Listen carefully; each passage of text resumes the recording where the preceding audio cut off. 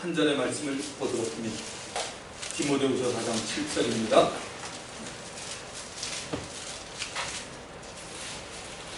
자, 다 같이 읽겠습니다. 나는 선한 싸움을 싸우고 나의 달려갈 길을 마치고 믿음을 지켰으니. 아멘. 자, 말씀의 제목은 믿음을 지켰으니입니다. 디모데후서 4장 7절에 말하죠. 나는 선한 싸움을 싸우고 나의 달려갈 길을 마치고 믿음을 지켰으니. 오늘 밤이 이번 제2차 특별 기도 모임 마지막 날이 됩니다. 시간이 정말 빨리 지나갔습니다. 첫째 날은 베드로전서 1장 23절에서 25절 말씀으로 살아있는 말씀으로 우리의 영이 거듭난다고 말씀드렸습니다. 물론 성령의 역사가 있어야 합니다. 자, 두 번째 날은 오늘 읽은 똑같은 본문을 가지고 선한 싸움을 이기려면에 대해서 전했습니다. 셋째 날 어제는 동일한 본문으로 나의 달려갈 길을 마치고라는 사명에 대해서 전했습니다. 이 밤에는 나는 선한 싸움을 싸우고 나의 달려갈 길을 마치고 믿음을 지켰으니, 즉 나는 믿음을 지켰으니에 대해서 전하려고 합니다. 전하는 자와 듣는 자 모두에게 하나님의 은혜가 넘쳐나기를 바랍니다. 아멘. 여러분 고린도전서 13장 13절 다 아시죠? 그런즉 믿음, 소망, 사랑, 이 세 가지는 항상 있을 것인데 그 중에 제일은 사랑이다. 신앙생활은 이 세상에서 하나님의 은혜로 시작하는 것입니다. 하나님 나라에 들어가기까지 있어야 하는 것은 믿음과 소망과 사랑입니다. 그러나 하나님의 나라에 들어가서는 믿음과 소망은 필요하지 않습니다. 사랑만 필요합니다. 이 아가페 사랑만 필요합니다. 그래서 사랑은 허다한 죄를 덮는다라고까지 말합니다. 신앙 곧 믿음 생활이란 보이지 않는 하나님과 그 아들 예수 그리스도를 믿는 것입니다. 보이지 않는 삼일째 하나님을 계속 믿기 위해서는 하나님의 말씀이 절대적으로 필요합니다. 하나님과 교통하며 하나님이 약속한 것들을 얻으려면 구해야 합니다. 기도해야 합니다. 삶이 힘들고 어려울 때마다 하나님 나라와 하나님의 기업을 소망하는 것입니다. 이 세상에 살아가는 동안 꼭 필요한 것은 믿음과 소망입니다. 자, 예수님이 이 세상에 오는 날 이런 말씀하셨습니다. 세상 사람이 아니라 너희 교회 나오고 예수 믿는 사람 가운데 믿는 자를 보겠느냐라고 누가복음 18장 8절에 예수님이 말씀했습니다. 아주 의미심장한 말씀입니다. 자, 오늘 본문에 보니까 믿음을 지켰으니, 나의 달려갈 길을 마치고 믿음을 지켰으니. 자, 이 말은 끝까지 바울 자신이 믿는 하나님 아버지와 예수 그리스도에 대한 신앙을 잃어버리지 않았다는 것입니다. 예수를 믿기 시작해서 삶을 마치는 순간까지 믿음으로 살았다는 것입니다. 기록된 바 오직 의인은 믿음으로 말미암아 살리라는 말씀대로 살았던 것입니다. 믿음으로 살았다는 것은 믿음의 말만 하고 살았다는 것이 아니고 믿음으로 행하고 살았다는 말입니다. 바울은 처음 예수를 믿게 되었을 때부터 신앙생활을 믿음으로 하였습니다. 이 말을 좀 풀어보겠습니다. 바울이 처음 예수를 믿게 된 것은 자신이 믿고 싶어 믿은 것은 아닙니다. 그런데 어떻게 믿게 되었습니까? 하나님의 은혜 때문에 믿게 되었습니다. 그렇다면 저와 여러분, 우리는 어떻습니까? 어릴 때부터 아니면 중고등학교, 대학교, 학창 시절부터 예수를 믿고 싶어서 믿었습니까? 혹시 그렇다고 하더라도 예수를 믿고 싶다는 마음을 누가 줬다고 생각합니까? 하나님이 준 것입니다. 그러니 은혜라고 말하는 것입니다. 예수를 믿고 싶다는 마음이 들면 그냥 구원을 받습니까? 예수 믿고 싶다는 마음이 들면 그냥 구원을 받느냐 이겁니다. 아닙니다. 구원의 복음을 들어야 합니다. 그러면 구원의 복음을 듣기만 하면 다 예수를 구세주로 믿게 됩니까? 아닙니다. 듣고 안 믿는 사람이 있고 듣고 믿는 사람이 있습니다. 잠시 생각해 봅시다. 구원의 복음을 듣고 예수를 믿게 된 저와 여러분, 우리들은 믿지 않는 사람들과 비교를 해볼 때 무엇인가 그들보다 더 나은 것이 있고 자랑할 만한 것이 있어서 예수를 믿게 되었습니까? 여기에 대한 질문은 아닙니다. 오히려 예수를 믿게 된 저와 여러분, 우리 같은 사람은 무엇인가 좀 부족하고 모자라는 사람이라고 말합니다. 바울이 고린도 교회에 보낸 편지의 내용에 이렇게 말합니다. 고린도전서 1장 26절, 형제들아 너희를 부르심을 보라. 육체를 따라 지혜로운 자가 많지 아니하며 능한 자가 많지 아니하며 문벌 좋은 자가 많지 아니하도다. 그러나 하나님께서 세상에 미련한 것들을 택하사 지혜 있는 자들을 부끄럽게 하려 하시려고 세상에 약한 것들을 택하사 강한 것들을 부끄럽게 하려 하시며, 고린도전서 1장 28절 29절, 하나님께서 세상에 천한 것들과 멸시받는 것들과 없는 것들을 택하사 있는 것들을 폐하려 하시나니 이는 아무 육체도 하나님 앞에서 자랑하지 못하게 하려 하십니다. 아멘. 바울의 신앙은 하나님의 은혜로 시작되었고 하나님의 은혜로 마감했다는 것입니다. 우리의 신앙도 마찬가지라고 봅니다. 하나님의 은혜로 시작되었습니다. 여러분 잘 아시는 에베소서 2장 8절 9절을 한번 생각해 보세요. 너희는 그 은혜에 의하여 믿음으로 말미암아 구원을 받았으니 이것은 너희에게서 난 것이 아니요 하나님의 선물이라. 행위에서 난 것이 아니니 이는 누구든지 자랑하지 못하게 함이라고 말합니다. 아주 간단한 질문을 하겠습니다. 하나님의 은혜가 먼저입니까? 우리의 믿음이 먼저입니까? 하나님의 은혜가 먼저입니까? 우리의 믿음이 먼저입니까? 은혜가 먼저. 제가 원고에 이렇게 써놨습니다. 약간의 시간을 드리겠습니다. 대답해 보십시오. 하나님의 은혜에는 우리의 의지가 들어가지 않습니다. 잘 들으세요. 하나님의 은혜에는 저와 여러분의 의지가 들어가지 않습니다. 오히려 은혜를 주시는 하나님의 의지가 들어갑니다. 하나님이 아무에게 은혜를 주시려고 작정을 했다는 말이 됩니다. 여러분 창세기 6장에 보면 노아 시대 사람들의 살던 모습이 나옵니다. 노아 시대의 세상 사람들의 삶을 보고 하나님이 굉장히 안타까워졌습니다. 내가 사람 괜히 지었나 보다라고 하나님이 후회하셨던 내용이 나옵니다. 그래서 하나님이 물로 홍수로 당시 세상을 심판하려고 이미 작정하십니다. 그리고 홍수 전에 하나님이 노아에게 은혜를 주시려고 작정을 했습니다. 그래서 성경에는 창세기 6장 8절에는 노아는 하나님의 은혜를 입게 되었다라고 분명히 나옵니다. 자, 지금 제가 은혜를 말씀드렸어요. 자, 그러면 믿음에는 우리의 의지가 들어갑니다. 여러분 의지라는 건 뭐죠? 내가 작정하는 거예요. 오늘 여러분 나오셨잖아요. 가자고 했지만 결국 결정은 여러분이 한 거예요. 안 올 수도 있었어요. 그러니까 의지라는 건 그렇다는 거죠. 자, 믿음에는 우리의 의지가 들어갑니다. 내가 믿어야 하기 때문입니다. 우리의 의지가 조금 들어간다라고 생각하는 분이 있습니다. 많이 들어간다라고 생각하는 분이 있습니다. 어쨌든 믿음에는 저와 여러분 우리의 의지가 들어갑니다. 하나님이 믿음을 주어서 믿게 해주는 것도 당사자인 내가 뭐죠? 믿어야 합니다. 아멘. 하나님의 은혜는 있다가 없다가 하는 것이 아닙니다. 하나님의 은혜가 있고 없고 하는 것이 아닙니다. 더구나 지금은 아직은 뭐죠? 은혜 시대라고 여러분 아시죠? 고린도후서 6장 2절에 보면 아직 우리는 은혜 시대에 살고 있습니다. 그런데 하나님의 은혜는 우리 믿는 자들이 세상을 좋아하고 마귀의 유혹을 받아서 자주 죄를 짓고 살면 우리들이 하나님의 은혜가 오는 것을 거부하고 있는 셈이 됩니다. 하나님의 은혜가 우리에게 없으면 동시에 발생하는 것이 있습니다. 믿음의 문제가 생깁니다. 기억하셔야 돼요. 하나님의 은혜가 우리에게 없으면 똑같이 나타나는 현상이 뭐냐면 믿음의 문제가 생깁니다. 믿음이 떨어집니다. 믿음이 있어도 살아있는 믿음이 아닙니다. 죽은 믿음이 됩니다.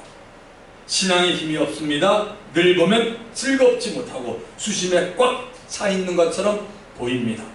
자기도 모르게 하나님에 대해서 원망하고 교회에 대해서 부정적인 말만 합니다. 늘 누구 때문이라고 말합니다. 은혜가 없으면 신앙생활, 믿음생활하기가 참 어렵습니다. 정말 어려워요. 전 제 꼴을 봐도 그래요. 은혜가 없으면 신앙생활, 믿음생활 너무너무 하기 어려워요. 아니 설교, 이게 원고 작성하기도 너무너무 어려워요. 은혜가 없으면. 머리로는 알고 있습니다. 그러나 신앙생활은 머리로 하는 것이 아니고 뭐요? 심령, 마음으로 하는 겁니다. 아멘. 이게 신앙이 여러분 틀린 겁니다. 머리로 하는 거 아니에요, 신앙생활. 영적으로 고민도 해보지만 해결할 방법이 없습니다. 하나님의 은혜가 본인에게 회복되어야 하기 때문입니다. 하나님의 은혜가 회복되지 않은 상태에서 신앙생활은 결코 오래가지 못합니다. 하나님의 은혜가 회복되면, 다른 말로 하면 하나님의 은혜가 다시 있기 시작하면 본인의 믿음도 조금씩 다시 올라오기 시작합니다. 이때를 놓치지 말아야 합니다. 신앙에 열심을 내어야 합니다. 말씀도 배우고 기도하는 일, 그리고 봉사도 하시고 전도도 하시고 선교도 가면 좋습니다. 은혜가 없는 상태에서, 즉 나의 믿음이 죽어있는 상태, 선교를 가면 하나님이 선교 현장에서 베풀어주는 은혜가 있습니다. 그 은혜가 은혜로 계속되기 위하여 영적으로 열심으로 살아야 하는데, 그렇지 못해서 한두 달이 지나면 선교 때 받은 은혜는 다시 식어집니다. 많은 청년들이 경험하고 있는 부분입니다. 뭐 우리 교회뿐만 아니라 한국의 청년들이 얼마나 많아요. 정말 이건 다들 이렇게 돼 있습니다. 자, 바울이 믿음을 지켰다는 것은 하나님의 은혜가 계속 바울 자신에게 머물도록 했다는 것입니다. 유명한 말씀이 있죠. 고린도전서 15장 10절. 그러나 나의 나 된 것은 하나님의 은혜로 된 것이니 내게 주신 은혜가 헛되지 아니하여 내가 모든 사도보다 더 많이 수고하였으나 내가 아니요 오직 나와 함께 하신 하나님의 은혜로라. 너무나 귀한 말씀이에요. 은혜란 말이 3번 나옵니다. 바울은 하나님의 은혜를 알았기에 자신에게 주신 하나님의 은혜가 헛되지 않기 위해서 다른 사도들, 요한이니 베드로, 야고보 이런 다른 사도보다 더 많이 수고를 했습니다. 그리고 그 수고가 바울 본인의 자랑이 되지 않도록 바울과 함께 하신 하나님의 은혜라고 고백합니다. 바울은 이 하나님의 은혜를 더욱 은혜가 되게 하려고, 다른 말로 하면 믿음을 끝까지 잘 지키기 위해서 신앙의 고리도 만들어 놓았음을 우리에게 보여주고 있습니다. 신앙의 고리, 잘 들어보세요. 여러분, 신앙의 고리라는 말은 영적으로 본인도 살고 또 다른 사람들도 영적으로 살 수 있게 하기 위한 것입니다. 자, 바울 주위에는 크게 2종류의 사람들이 있었습니다. 한 부류의 사람들은 바울의 사역을 돕는 자들입니다. 예를 들면 디모데, 그 다음에 디도, 병원의사 누가, 그리고 브루스길라, 아굴라. 너무나 많은데 일단 이렇게 4명만 보면, 또 한 부류는 바울의 사역을 전적으로 싫어하는 자들입니다. 방해하는 자들입니다. 유대인들, 거의 다 유대인들이 그랬고요. 그 다음에 후메네와 빌레도라는 이름까지 거명합니다. 자, 바울과 바울의 사역을 도왔던 자들은 바울을 위해 기도를 했고 충원도 했습니다. 충원이라는 게 뭔지 아시죠? 충원도 했습니다. 바울도 바울을 돕는 자들과 자주 신앙의 어려운 점이나 마귀와 악한 영들의 방해돼서도 서로 나누었습니다. 잠언서 13장 20절은 이렇게 말해주고 있습니다.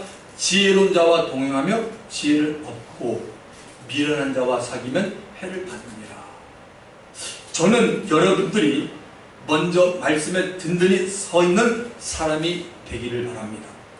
먼저는 여러분 각자가 말씀에 든든히 서기를 바랍니다.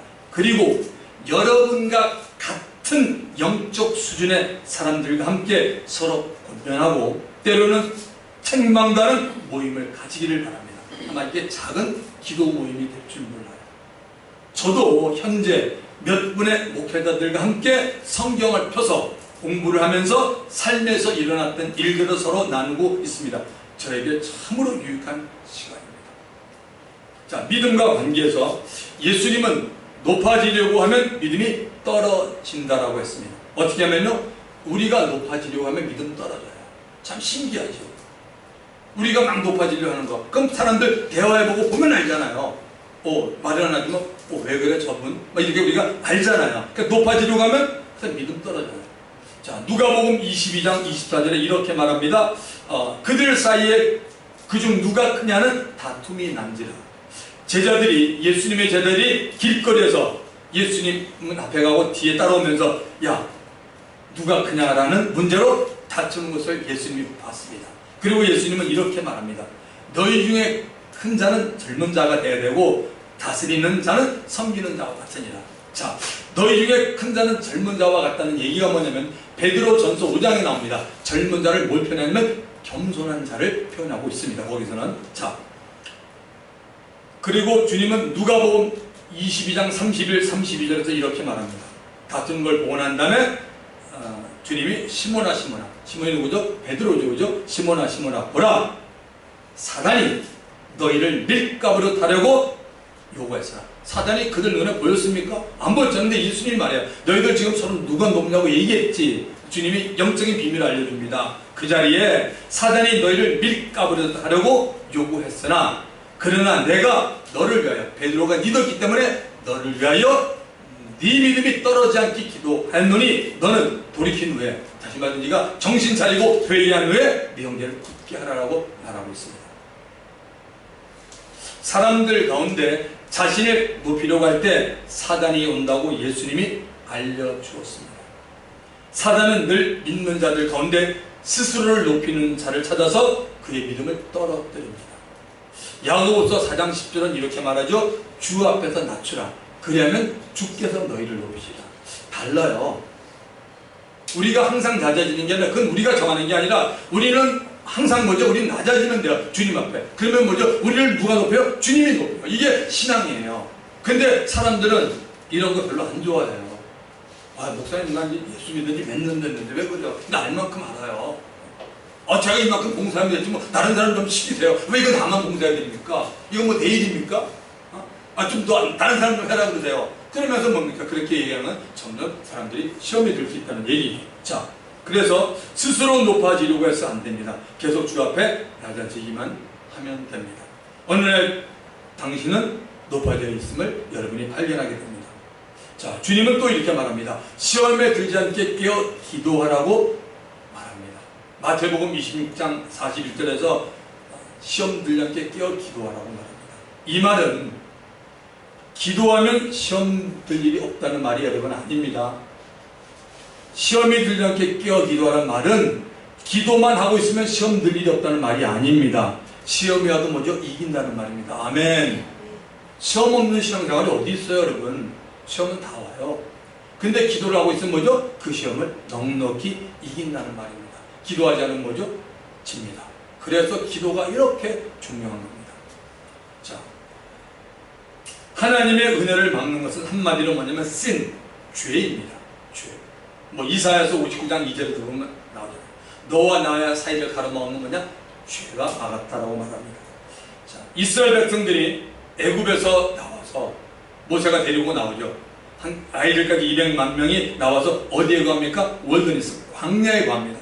몇 년 살아요? 40년을 지냅니다.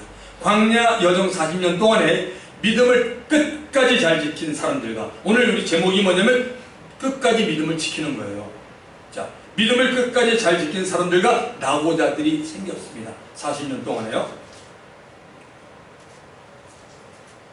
낙오자가 된 사람들만 알면 나머지는 다 믿음으로 산 사람들임을 우리는 알 수가 있습니다.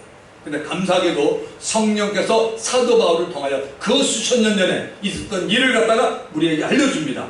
고린도전서 10장에서 광야에서, 그러니까 오늘날 말하는 게 세상입니다. 세상에서 끝까지 믿음을 지키려면 4가지를 조심하라고 말하고 있습니다. 첫째는 뭐냐? 우상 숭배하지 말라는 겁니다.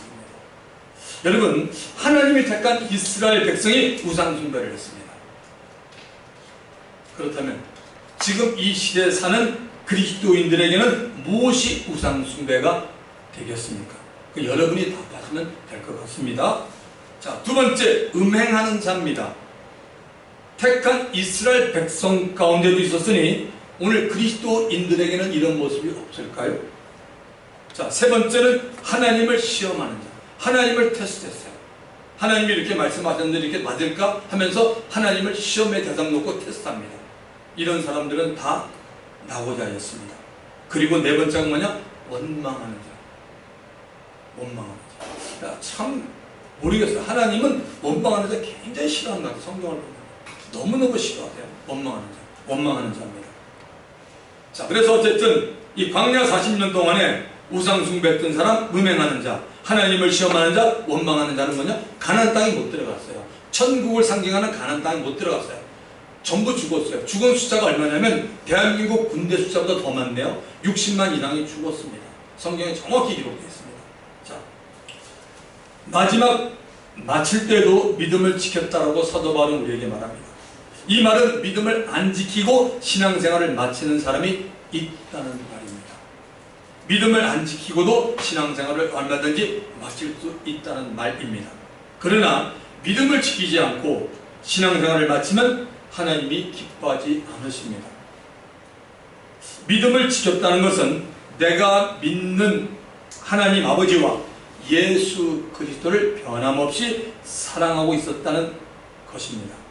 믿음을 지켰다는 것은 나의 것으로, 나의 지식, 지혜, 경험, 나의 것으로 하지 않았다는 겁니다. 성령을 의지하고 성령의 능력으로 믿음 생활 했다는 말입니다. 말씀대로 주의 뜻대로 신앙생활 했다는 것입니다. 예수님이 너의 믿음이 어디 있느냐? 왜 의심하였느냐? 내 믿음이 크도다. 주고 있는 믿음, 내 믿음이 적도다. 이스라엘 중 이만한 믿음을 보지 못하냐? 계속 예수님이 믿음을 말하고 강조하셨습니다. 신앙생활을 처음부터 끝까지 흔들림 없이 계속 성장하고 성숙해 가면서 잘한 사람은 아무도 없다고 저는 생각합니다. 예수님만이 혼자라고 생각합니다. 이 부분. 그 이유는 우리는 예수를 믿어도 누구라도 여전히 육신의 생각이 있습니다. 옛성품이 남아있습니다. 그래서 신앙생활에 고난이 따릅니다. 고난이 없는 신앙은 없습니다. 고난이 없는 신앙이 없다는 것을 우리가 알아야 합니다. 가다가 우리가 미끄러지고 일어나고 넘어지고 어떤 때는 거의 기절 직전까지도 갑니다. 어떤 때는 아니 나의 하나님이 이럴 수가 있어? 하나님이 원망스럽기도 합니다. 제 경우도 마찬가지입니다. 너무나 힘이 들고 도저히 고난과 역경을 헤쳐나기가 힘들 때 이렇게도 생각해 보았습니다. 제가 지금 반석교에 있다고 반석교를 얘기하는 게 아니라 저 목회한 지 상당히 됐습니다. 과거를 돌아보자 하는 얘기입니다. 이제는 정말 절망이다. 이 상황에서 백기를 드는 것이 낫다. 이제는 하나님도 나에게 포기하셨구나라는 생각이 들 때도 있었습니다. 왜 또 내가 같은 실수를 하고 있지 하면서 자아 비판도 한 적도 있었습니다. 기도를 해도 하나님이 응답이 없는 것 같았습니다. 기도도 하기 싫은 마음까지도 들었습니다.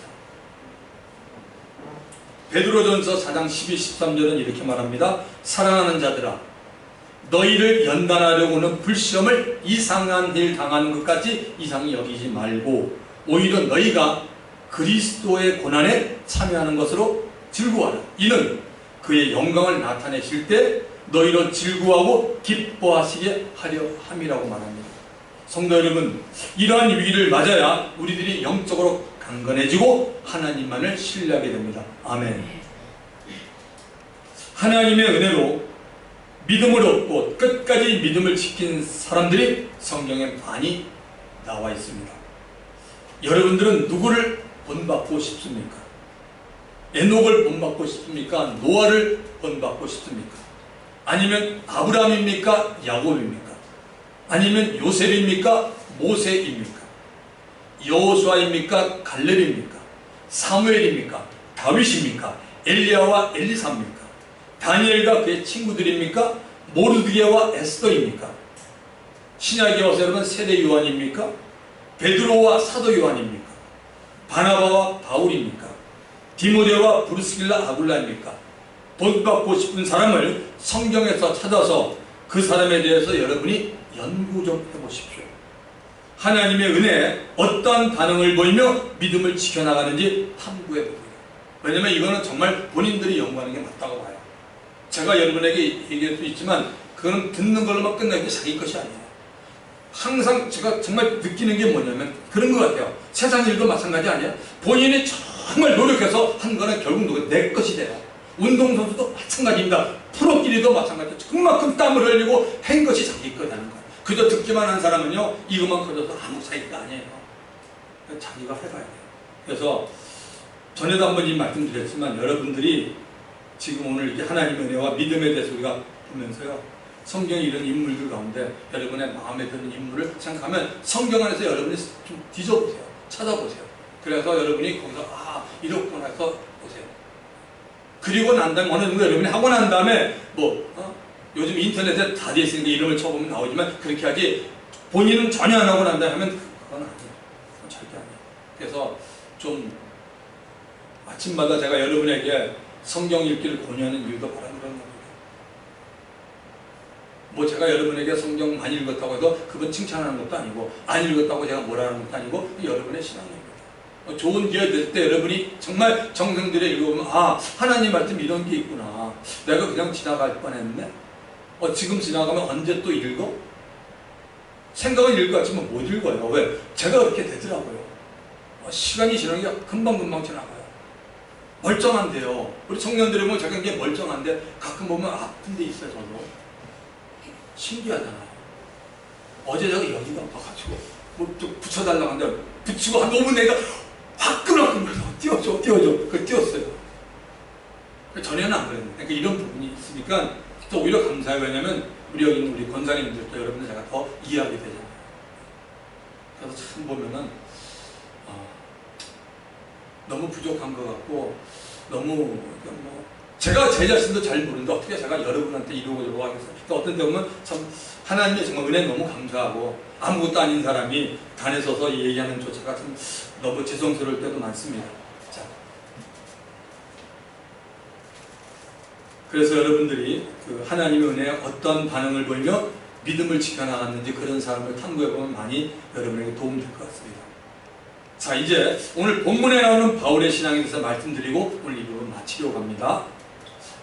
바울은 어떤 상황 가운데서도 자신을 구원해 주신 하나님과 복음을 위해서 부름받은 사명을 마칠 수 있도록 은혜를 주신 예수 그리스도를 끝까지 바라보았다는 겁니다. 자, 그 증거가 디모데후서 4장 8절입니다. 성경을 다 펴시기 바랍니다.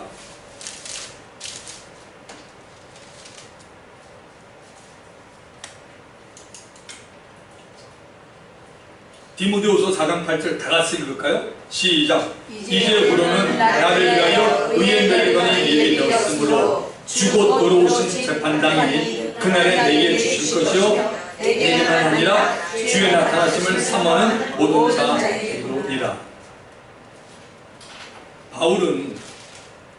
바울 자신을 위해서 예비되어 있는 의의 멸관을 바라보았다는 것입니다. 디모데후서 4장 7절에 바울이 말하고 있지 않습니까? 내가 상한 싸움을 싸우고 나의 달려갈 길을 마치고 믿음을 지켰으니 이제부로는 나를 위하여 의의 멸관이 예배되었으므로 주곧 의로우신 재판장이 그날에 내게 주실 것이요 나만 아니라 주의 나타나심 재림을 사모하는 모든 자에게 줄 것이라고 말하고 있습니다. 바울 자신을 위해서 예비되어 있는 의의 멸관을 바라보았다는 겁니다. 바울은 이 의의 멸관이 얼마나 값진 것이라는 것을 알았습니다. 예를 들어보겠습니다. 여러분이 어떤 상품을 살 때, 여기 여러분만 아니라 청년들도 마찬가지예요. 어떤 상품을 살 때 그 상품을 만든 회사가 10군데가 더 된다고 가정을 한번 해보십시다. 가격이 다 다릅니다. 가격 차이가 많이 납니다. 그런데 비싼 것을 구입하는 사람들의 의도나 목적이 있습니다. 여러분 왜 그럴까요? 물론 다른 사람들에게 자신이 이런 물건을 들고 다닌다고 자랑하고 싶어서 인 이유도 있습니다. 근데 그것만 다가 아닐 거예요. 이유 가운데는 이런 게 있죠. 그 회사의 상품이 다른 회사의 상품과 가치가 다르다는 것을 알기 때문입니다. 안 그렇습니까? 어떤 물건을 구입했는데 이 물건이 상품의 가치가 더 좋아요. 그래서 내가 이걸 내가 구입한 거예요. 자, 바울은 의로우신 재판장인 하나님이 준비하고 있는 의의 멸관의 가치를 알고 있는 사람입니다. 의의 멸관을 얻는 방법은 세상의 방법하고는 다릅니다. 이 세상에서 신앙생활하는 동안에 자기에게 맡겨주신 사명을 정말 귀하게 생각하고 끝까지 믿음을 지킨 자들에게 주어지는 것입니다. 그래서 바울은 이 세상에서 어떤 고난과 역경, 심지어 죽을 자리에 가더라도 죽음을 두려워하지 않았습니다. 바울은 여기에서 모든 그리스도인들에게 바울 자기처럼 신앙생활할 수 있는 비결을 우리에게 알려줍니다. 그 비결이 무엇입니까? 주의 나타나심을 사모하는 모든 자입니다. 예수님이 다시 오심을 사모하고 있는 자입니다. 저 이 말씀 오늘 묵상 많이 해봤어요. 쉽게 말하면 예수님을 만나고 싶어하는 자입니다. 제가 한번 물어볼 테니까 속으로 대답하세요. 여러분 예수님 만나고 싶으세요? 여러분 예수님 만나고 싶으세요? 삶에 좀 예를 들어서 지금 굉장히 이렇게 하나님 보시기에 안 좋은 삶을 살고 있는 사람은 I love Jesus, but not now. 그렇게 예수님 좋아하지만 지금은 아닌 것 같다라고 얘기할 겁니다. 왜? 저도 그런 마음이 있어요. 자, 보세요. 예수님을 만나고 싶어하는 자입니다. 그래서 예수님을 다시 오심을 사모하는 자입니다. 예를 들어드리겠습니다. 우리에게 30일, 한 달 동안의 시간이 주어져 있습니다. 30일 후에 예수님을 만나는 겁니다. 그러면 여러분은 30일 동안 무엇을 하겠습니까? 30일 후에 여러분은 다 예수님 1대1로 만나면 여러분 뭐 하겠습니까? 실제로 천국 가서 이렇게 1대1로 만납니다. 근데 제가 30일 가정에서 30일 우리에게 시간을 주고 30일 후에 예수님 만납니다. 그럼 무엇을 하겠습니까? 자, 분명히 만날 준비를 할 겁니다. 그런데 그동안 한 번도 진정한 마음으로, 진실된 마음으로 예수님을 만날 것을 생각하지 않고 있었다면 30일이 주어진 동안 다른 사람들에게 예수를 만날 것인데 무엇을 어떻게 준비하고 있어야 합니까? 라고 묻고 다니라고 정신없을 겁니다. 많이 찔리시죠? 안 그래요? 너무 예수님이 나오고 먼 사람이에요. 그냥 교회에서 공동적으로 볼 때는 지저스 예수님 십자가 그랬는데 막상 딱 이렇게 보니까 너무 주님하고 멀어져 있어요. 그러나 등에 기름을 준비한 믿음의 신부들은 신랑 예수님 온다는 말을 듣고 평소에 하던 대로 할 겁니다. 딴 거 안 해요. 30일 동안이고 그냥 그대로 할 겁니다. 제가 뭘 강조하고 싶으냐면 평상시의 신앙생활을 강조하고 싶습니다. 아멘. 신앙생활은 어느 날 반짝 어디 기도원 가서 아멘하고 은혜하고 필요하죠. 근데 그것만 신앙 아니에요, 여러분. 그래서 귀 있는 자는 듣고 깨닫게 되시기 바랍니다. 우리는 다시 한번 바울처럼 예수 그리스도의 가치를 정말 알아야 됩니다. 그의 발격의 가치를 우리가 정말 알아야 합니다. 그분의 가치를 알고 사명을 감당하는 자와 가치를 잘 모르고 사명을 감당하는 자는 많이 차이가 납니다. 목회자도 마찬가지고 같은 권사님, 같은 집단이, 같은 찬양 부르다 똑같아. 이 원리는요. 정말 내가 예수님의 가치를 얼마만큼 아느냐, 그 가치를 아는 사람은 목숨을 걸어요. 여러분, 제가 아까 말씀드렸던 상품을 고를 때 똑같아요. 여러분에게 다 제가 1000만 원씩 드렸어요. 자, 그래서 어떤 물건을 이걸 구입하라고 그랬어요. 가봤더니 만 원짜리부터 시작해서 5만 원, 10만 원, 20만 원 다 있어요. 근데 제가 아끼란 말 아니었고 와서 사십시오. 그랬더니 어떤 분은 갖다가 500만 원짜리 사왔어요. 그래서 제가 왜 그거 사왔습니까? 그랬더니 이분 얘기가, 목사님 돈을 떠나서 이건 정말 상품의 가치가 있네요. 저 이거 영원히 이거 꼭 보존할 겁니다. 똑같죠. 근데 우리는 때로는 예수님을 이보다 더 안 여기는 거예요. 말로만 예수님 그러는 거예요. 여러분, 그렇죠? 고난과 역경의 바람이 아무리 거세게 불어도 예수님의 가치를 아는 분이라면 견딜 만하다라고 말할 겁니다. 아멘. 오늘 주신 말씀을 기억하면서 주님 한 분 우리가 통성하기로 합니다. 주여 아버지 하나님 할렐루야.